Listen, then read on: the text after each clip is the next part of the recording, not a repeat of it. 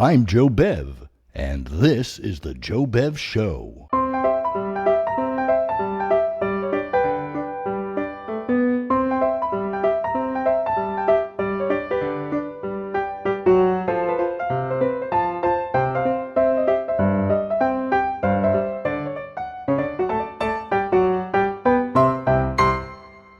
This time on the Joe Bev Show, W.C. Fields sings a little. Willoughby and the Professor in Squidge Attack. Jack Benny in How High the Noon. Sherlock Holmes and the Field Bazaar. And Uncle Dunkle Fables, Bigelow Bee, and Pennie and Guinea Penguin. That's coming up on the Joe Bev Show.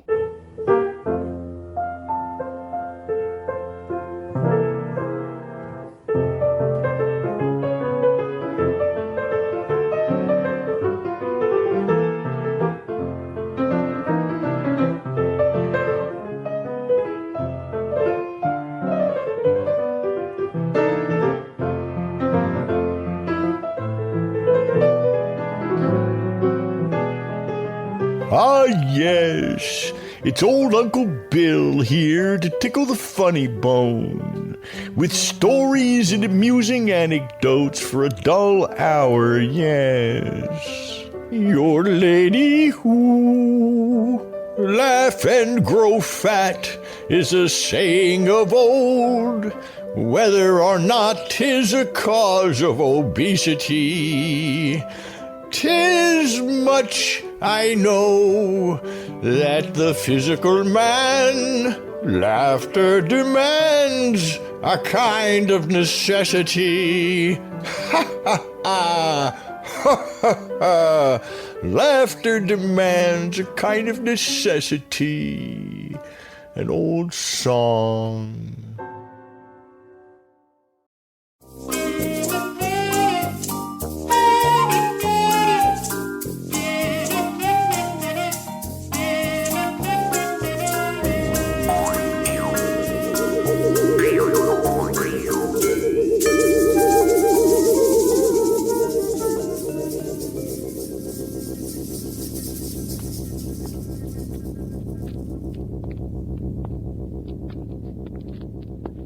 Willoughby!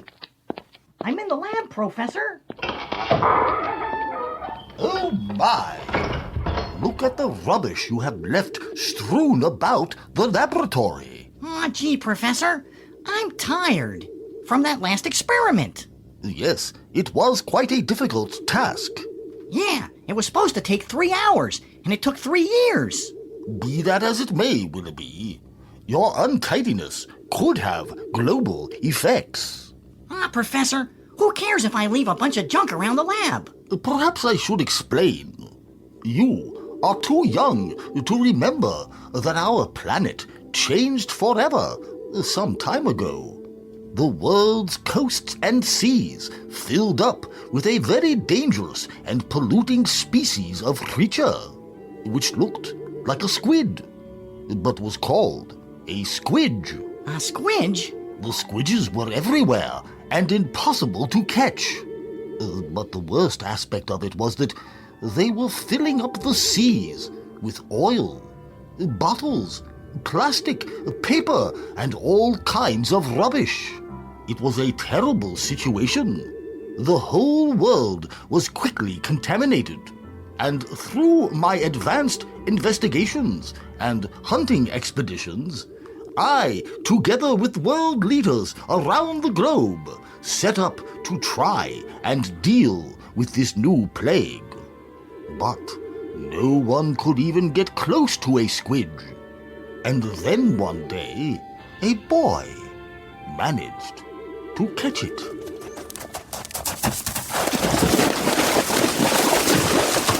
Here it is! I caught it myself! Hooray! His name was Caesar Tiddler. Caesar Tiddler? That's a goofy name. Although with a name like Willoughby, I should talk. Caesar Tiddler lived in a small fishing village, and when he held up his squidge at a press conference, he became the most famous boy in the world.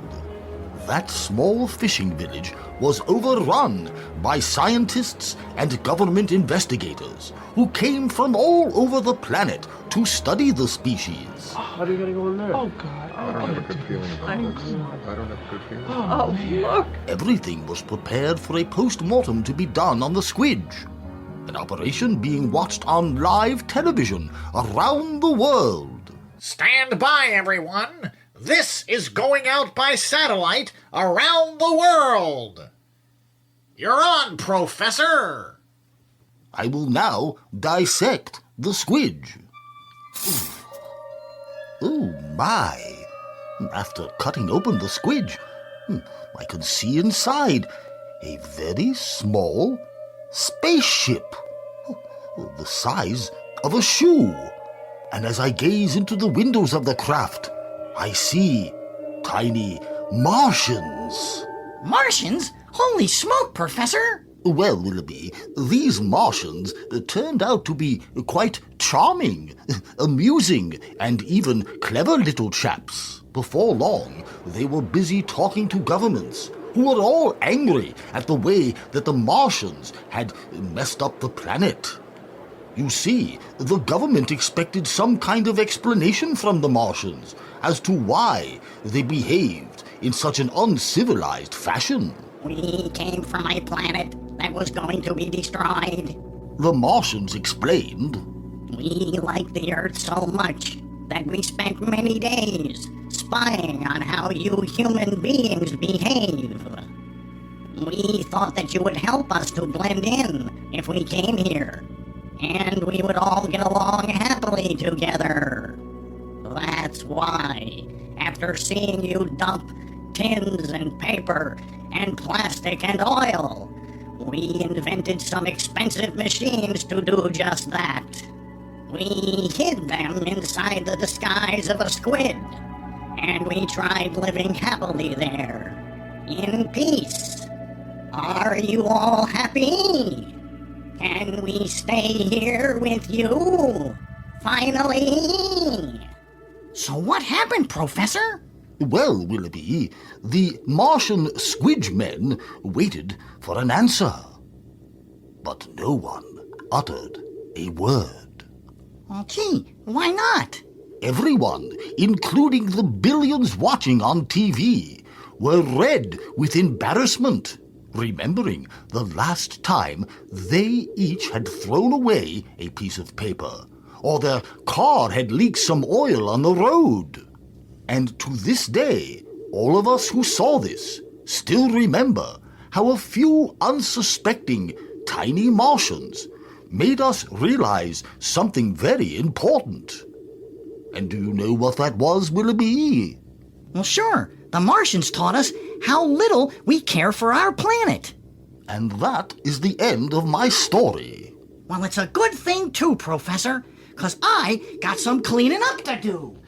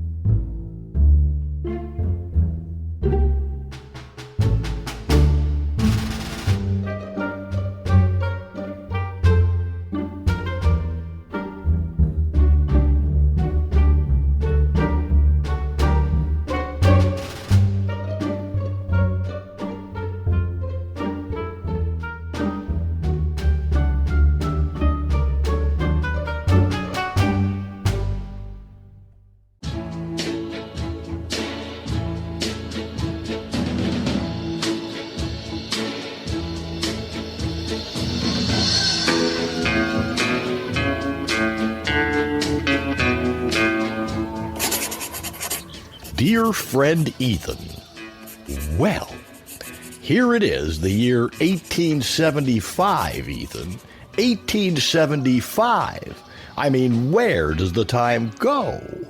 I finally retire from the sea. And right away, Mary wants to celebrate our golden wedding anniversary. Golden wedding? How could we be married 50 years? It's impossible. I'm only 39. So Mary says to me, gee, wouldn't it be nice if we had a second honeymoon? And I says to Mary, it would have been nice if we had a first honeymoon. And Mary says it'll be romantic. Don't you want to be romantic? And I says I'm as romantic as the next fella. And then Mary says she wants to go west. Go west. I've never even been to West Boston. And she wants to go see cowboys and Indians. On our second honeymoon even. So here I am in Gopher Prairie, wherever that is. One street of rickety old wooden buildings, a dust road, cows and horses and chickens walking all over the place. And it's so hot, Ethan. It's so hot, I could fry an egg on my head if I didn't have my toupee on. So Mary and I hitch up old Bessie. Bessie is our horse, you see. And we ride out to this Gopher Prairie. Well, here we are in Gopher Prairie, Mary. Now what? Oh, Jack, wouldn't it be great if we had a second wedding?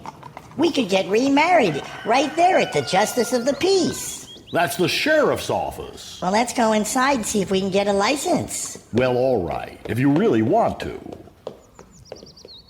Gopher Prairie.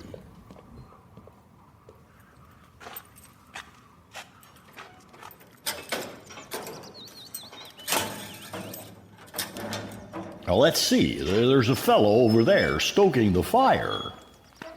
I'll ask him. Excuse me, sir. Yes? Oh, not you again. Everywhere I go, you're there. One day you're a waiter. Then you're Captain Horatio Hornblower. And now you're the Justice of the Peace? Well, actually, I'm the Undertaker. You're the Undertaker? Yes. Well, where's the Justice of the Peace? We want to get a license. Oh, I see. Madam, is this your dog? I'm no dog. Well, you certainly have fleas. Do you ever think of taking a bath? Look, we just want to get married, or remarried, or married again even. Well, why did you say so? Well, there's the sheriff over there in the corner. You mean that fellow lying there unconscious with his hat over his head? Yes, and the bullet holes in his jacket.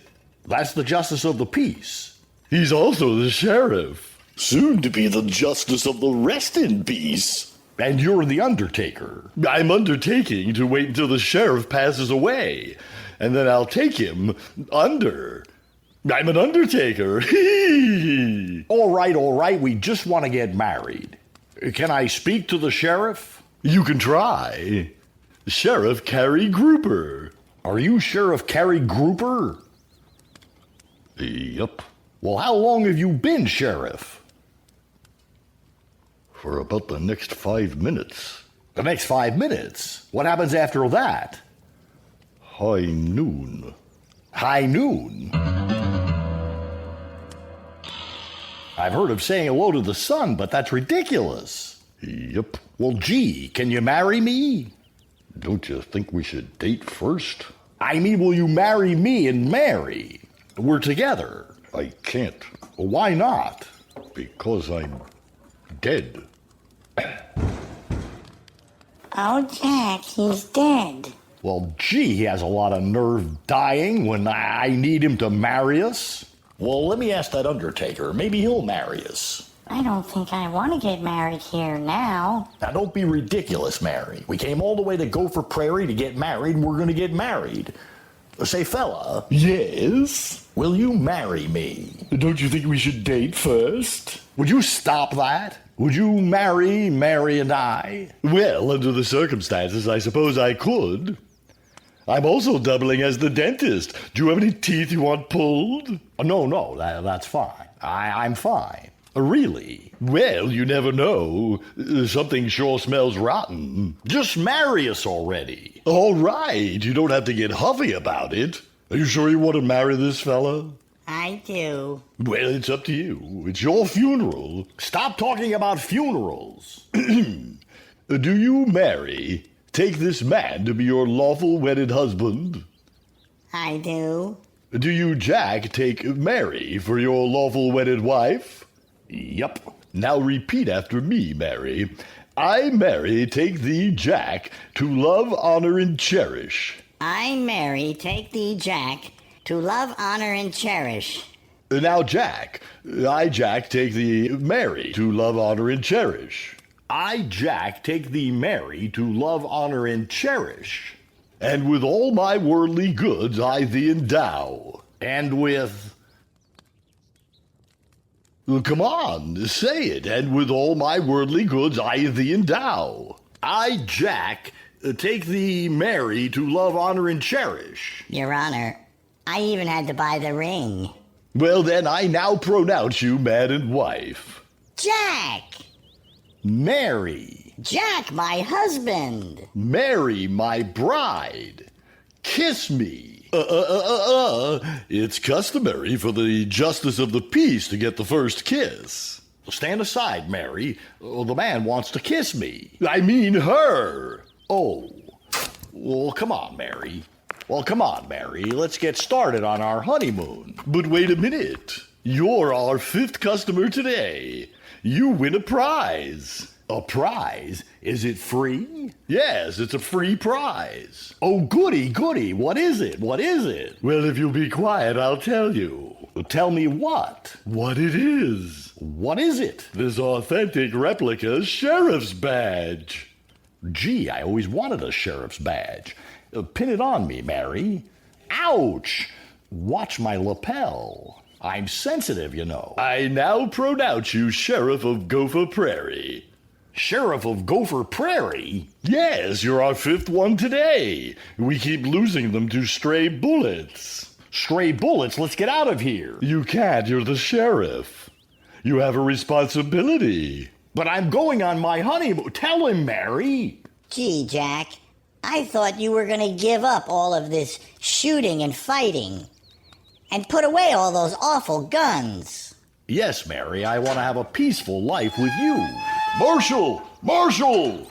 Yeah, what's up? Terrible news! Frank Miller has been released from jail! No! Who's Frank Miller? He's coming after you! He's arriving in town at high noon! High noon? Yeah, high noon! And 3 of his henchmen are waiting at the railroad station to meet him. Gee, where are my guns? And I better swear in some deputies. I gotta get that Frank Miller before he gets me. Oh, Jack, what's this all about? I don't know. But apparently some guy named Frank Miller, who was arrested by the sheriff of Gopher Prairie and got sent to jail, well, he vowed to kill him when he got out, or anybody in his shoes, or wearing his badge. Well, I've got to get him first. But, Jack, you may be killed. I don't want to become a widow on our wedding day.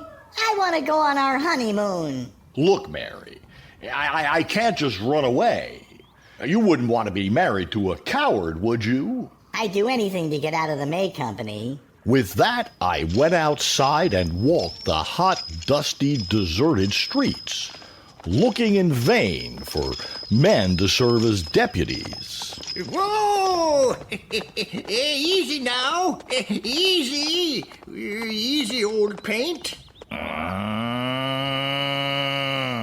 I never had the heart to tell the old coot he rode that cow everywhere. The fact is, he was the man who originated the white line down the middle of the street. He dismounted and said, Well, howdy there, partner. Congratulations. I hear you just I heard you just got married. Well, gee, that's right, I did. Who'd you marry? The school teacher? No, why? Well, they always do in westerns. Look, I haven't time to talk about that. I'm in trouble. Frank Miller's coming back in town to kill me. I need help. You sure do. You sure come to the right man. I'll help you. You will? I mean, you're not afraid? Of course not. When I see Frank Miller, I'll sneak up behind him. Uh-huh. Then I'll stick my gun in his back and say, "Feet up." You mean hands up? No, feet up. 'Cause I'll be hanging upside down from the lamppost. Hee hee hee. Let's hear him laugh.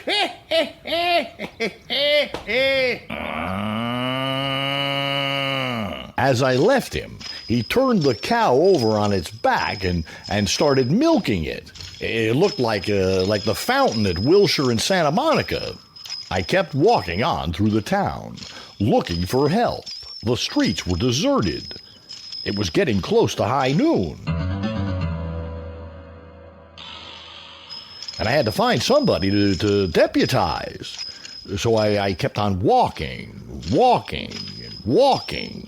Time was running short, Ethan, and still I could find no one to help me. I was a married man. No one would even come near me. This was before the days of chlorophyll. I didn't know what to do. In my search for help, I wandered down to the Mexican Quarter. I came upon a group of people who were having a fiesta. Needing a deputy badly, I approached one of the men and said, Pardon me, senor. Do you know who I am?" Si. "You know there's a man out to kill me." Si. "Would you be willing to help me?" Si. "What's your name?" Sai. "Sai?" Si. Now you, senorita, are you his sister? Si. Is it all right for your brother to help me? Si. What's your name?" Conchita Guadalupe Lolita Hernandez Gonzalez Clarita del Prato Ramona Rosita Ramirez. Conchita Guadalupe Lolita Hernandez Gonzalez Clarita del Prado Ramona Rosita Ramirez. Si. But that name is too long. What can I call you? Sue. Sue? Si. But I was talking to her, wasn't I? Si. What do you do for a living? So. Si. Now cut that out. While I appreciated her offer to help Ethan, I couldn't take a chance on Conchita Guadalupe Lolita Hernandez Gonzalez Clarita del Prado Ramona Rosita Ramirez getting killed. It would drive the tombstone maker nuts. Now I had to make up my mind. I wasn't going to wait for Miller to come looking for me. I decided to go down to the railroad station and wait for him. I reached the railroad station. Miller's train was due to arrive at high noon. Well, there was only a few minutes to wait, so I went inside. I was alone in the station, except for one cowboy. Thinking I could make him a deputy, you see, I went over to talk to him. "What's your name, partner?" "Howdy there, Jackie boy. It's me, old Tex Crosby." "Tex, eh? Then you were born in Texas." "No, I was born in Louisiana, but ain't nobody gonna call me Louise." "That's an old joke." "Well, it was new in 1875. "Oh, yes, that's true. Well, what are you doing here anyway, Tex?" "Why, I'm waiting for Frank Miller to arrive. We're gonna kill the town sheriff." "Oh, you are you? Well, I'm the town sheriff, and I'm gonna kill you." Train now leaving on track 5 for Anaheim, Azusa, and Count. I'll give you a fighting chance. When I count 3, draw and shoot. "Okay, Jackie boy." 1, 2, Amungo. 3. Oh! I got you, Tex. Oh, you got me, Jackie boy? Oh. Well, as he lay there, all bubbed out, he reminded me of his brother, the talented one. He can at least wave a conductor's baton in time with the rhythm. Tex Crosby couldn't even remember the words to the songs. Bub indeed. And that's why they called him the Groaner. Now I had gotten rid of one of the killers. The high noon train pulled into the station. It came to a stop. Frank Miller got off the very last car, where he was met by his two remaining henchmen. This was my date with destiny. There fell a lonely silence as I walked toward the three men who wanted to kill me. Alone in the blazing noonday sun, my hands on my guns. I walked as slowly as I kept a-going towards them. Now picture this, Ethan. My hand was sweating. My throat was dry. I knew that within 1 minute, either they or I would be dead. As soon as I got within pistol range, I drew my gun and fired.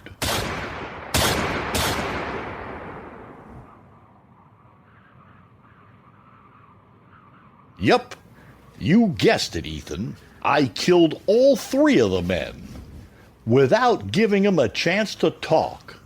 This isn't usually the way Westerns end, but, well, I was safe now. My only problem was whether to ask Mary to come back to me or go looking for Conchita, Guadalupe, Lolita, Hernandez, Gonzalez, Clarita, Del Prado, Ramona, Rosita, Ramirez. Va-va-va-voom!